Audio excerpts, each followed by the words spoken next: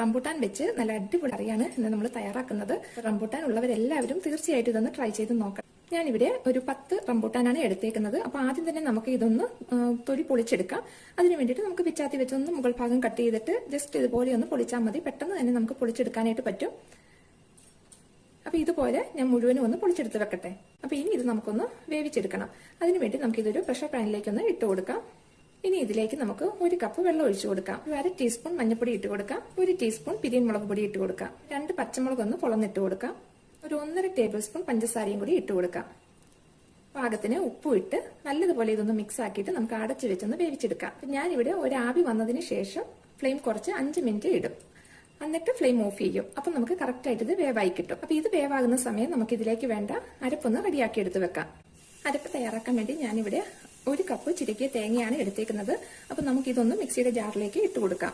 ഒരു 4-5 ചുവന്നുള്ളി ചെറുതായിട്ട് അരിഞ്ഞതാണ്. 1/2 ടീസ്പൂൺ ചതച്ച മുളക് എടുത്തിട്ടുണ്ട്. 3/4 ടീസ്പൂൺ നല്ല ജീരകം എടുത്തിട്ടുണ്ട്. 1/4 ടീസ്പൂൺ മഞ്ഞൾപ്പൊടി ഇതും കൂടി നമുക്ക് ഇട്ട് കൊടുക്കാം.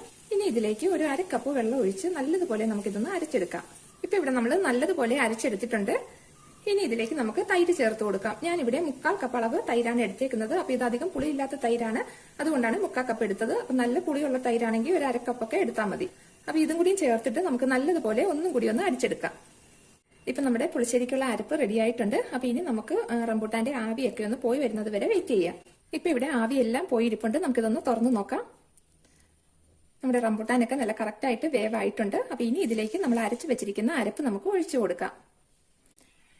അപ്പൊ കുറച്ച് വെള്ളം കൂടി മിക്സിയുടെ ജാറിൽ ഒഴിച്ച് നമുക്കൊന്ന് ഒഴിക്കാം. അപ്പൊ അയവൊക്കെ നമുക്കൊന്ന് നോക്കിയിട്ട് വേണമെന്നുണ്ടെങ്കിൽ കുറച്ചും കൂടി വെള്ളം ചേർത്ത് കൊടുക്കാം.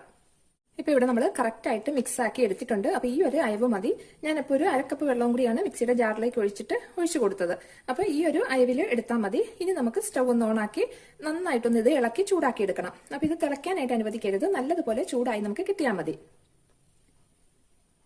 ഇപ്പൊ ഇവിടെ നമ്മുടെ പുളിശ്ശേരി നന്നായിട്ട് ചൂടായിട്ടുണ്ട്.